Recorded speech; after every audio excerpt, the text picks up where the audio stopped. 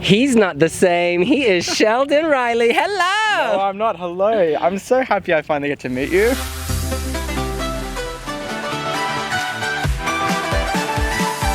Oh, likewise, babe. We've been watching you on all these TV shows, slaying The Voice, slaying X Factor. And I've just been there wanting to get to Eurovision every time watching you guys. Oh. So it's mutual. Love hearing that. I just have to start this interview by talking about these gorgeous glasses. Like reflecting the light right now. Tell me, when did you start getting so artistic with your glasses? I made these ones like 2 years ago. They're kind of ruined actually, but they're cute still. They'll work for today. I don't know, I just like sticking things to things. Oh, you and me both. I have to tell you, that actually looks like a crustacean. Like if you held it on its own, it's like a little crab from The Little Mermaid or something. Oh, cute. All right. This is from exclusive Little Mermaid series. Slaying it. Now, you've had your second rehearsals. I did. At Eurovision. How are you feeling on the stage? How am I feeling? I'm feeling amazing on the stage. Did you just hear a wild cat going on? That was. We are outside, just so you know. Wild animals, people, outside. Everything. That's it. You know, I'm feeling good. The staging is beautiful. The outfit is heavy, but it's good. We're good. Yeah. But I know we're not quite there yet. The thing is, vocally, I mean, you were there 25 years ago, but in terms of what's not there for you? It's just, I don't know, I'm just a bit of a perfectionist. I'm working with Sasha Jean-Baptiste as well. She's also a perfectionist. So I know, meanwhile, watching everyone's conferences, everyone's like, we're so happy, just a few changes. I'm just sitting there like, we'll get there. It's a really dramatic concept, these staircases, beautiful colors behind you. I guess, what's the idea, the overall package here? Yeah, the whole thing was, it's inspired. Sasha gave a story and I was like, yeah, I love that, let's work with that. So the whole thing is like this banished prince in this like abandoned, concrete, lonely kind of stuck world where you just can't escape and you have to climb up to the top to find the light. But I just like the idea of just this banished prince, this stunning, not me, the outfit, but just this stunning thing that's standing in something so dead. And yeah, it has a lot more light. I mean, the national final, I was absolutely slammed for it being too dark, too this, too that. So I'm like, I want to wear white anyway. Let's bring some light in. Yeah, and it's great because we see your face. We see you're just so much more present. Yeah. And that train, how long is this train? I mean, honestly. From here to the back, it's like 4 meters. Jeez. It weighs 40 kilos, 190,000 crystals, pearls, the Swarovski crystals and pearls. So it's ridiculous. Now, was this your carry-on luggage or did it go on a cargo plane? When I tell you the stress that it was to get this outfit here, not one airline wanted to take it, and the designer didn't want to separate it, so we had to like get it sent here. But not just that, Eurovision is freaking ridiculous. In Australia, no, in a good way. Australia is like Eurovision, semi-1, semi-2, final, see you next year. Over here, it's like the Olympics. I brought 5 30-kilo luggage bags just filled with outfits and all this stuff. It's just crazy. It is crazy, but it's also so fabulous. When you walked out, thank you. There were like, was it 4 people, 5 people carrying the train? About 4 people, yeah. Oh my God, and it's still probably heavy for each of them. It's heavy. I mean, 40 kilos isn't that much, but you wrap it around your waist. I had to go see the osteo. He's beautiful, by the way. You should see him. Who? The massage therapist on set. He's gorgeous. There's a massage therapist on set. He's great. What is he pulling and pushing? I don't know, but it was great. Oh my goodness. Okay, so there's this corset here, so I'm wondering if this is related. Stop it, no. But, you know, the physicality, because when you're a singer, right, you have your posture, you have your diaphragm. Does that heavy outfit impact you in any way?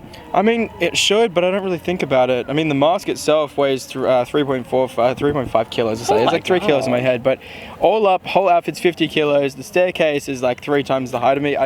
It should make more of an impact, but I think I'm just so busy thinking about how hard this song is to sing that I don't really think about it.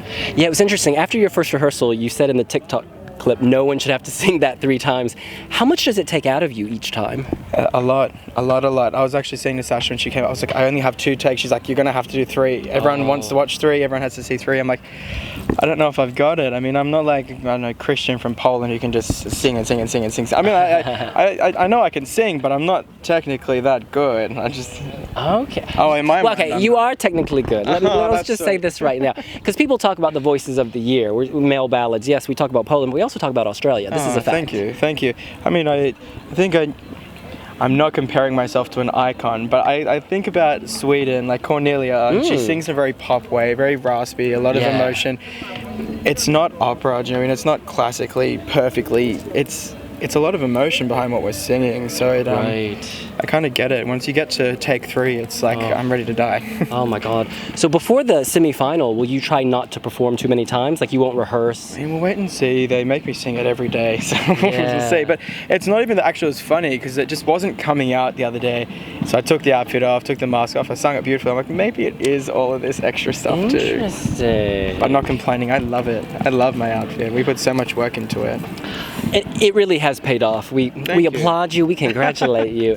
And I just want to talk about the song itself. Yeah. Now, you've obviously explained this many times, but for people who are just now joining this Eurovision journey, now that we're almost here, what is the basic message of the song? I mean, the basic message is just the idea that I wasn't the same, and it was something. I come from a very religious family, and I mean that in itself, and then everything about me. But on top of that, I was diagnosed with Asperger's, which is a neuro thing at 6, and then again at 9, and then again at 12.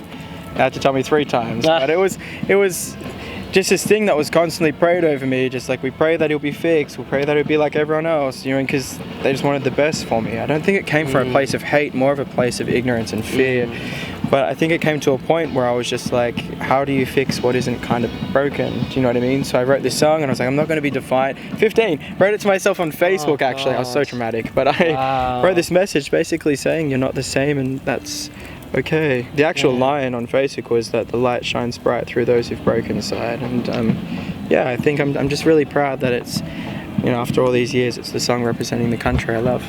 Oh, the light does shine bright through those cracks. Oh my God, so beautiful, honey. Thank you. And another thing we love about you is we share the fact that we're both half Asian. You got some Filipino going on. I do. And what role has that played in your life culturally? Do you think? I mean, yeah, a bit. I don't really think about it. I mean, they're very supportive. They love karaoke.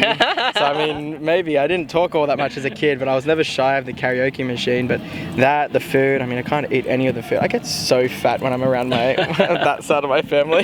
Girl, some adobo chicken. Oh, it's so good. Some halo, yeah. Stop it, you're too much.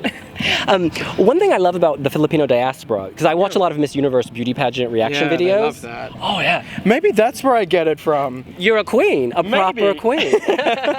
All things sparkly, all things great. They're so supportive of anyone Filipino who achieves something. So I'm wondering, have you received letters and messages from the Philippines? Big time. They're the first ones to claim Sheldon anak at child. It's very sweet. They're the Filipino community get behind Eurovision big time. I didn't know that, but it's been really kind. Oh, and what's it like being so far away from Australia? I mean, are you loving Europe, the vibe? Does it suit you? I love my country, I love it, but I mean, it's a fight every single day to even get somewhere to sing over there. I wouldn't call myself the vision of Australian music at all. I mean, I don't really represent anybody in the music industry in Australia, so I mean, coming to Europe, I mean, this is the plan unapologetically myself. I've been saying it for years, but now I actually mean it, and I think it's just, I mean, you guys know, I just feel like over here, I don't need to explain myself. I can just, do it. Right. We really said outdoors today. Yeah, this heat is intense. The scooters are intense. The dogs are cute. Oh, Lord. But the fact that you won in Australia, this is so beautiful to me. Independent artist, doing it on your own. Yeah. Tell us about that battle. When you're not with a label, what's that like? It's hard. It's rough. I mean, I come from nothing, like absolutely nothing. I went to like 13 different schools, moved house. I was in and out of public housing a lot when I was a kid, and even when I was growing up. So I didn't really know what was possible for me and what I would be able to achieve at all. Not a sad story. It's kind of empowering.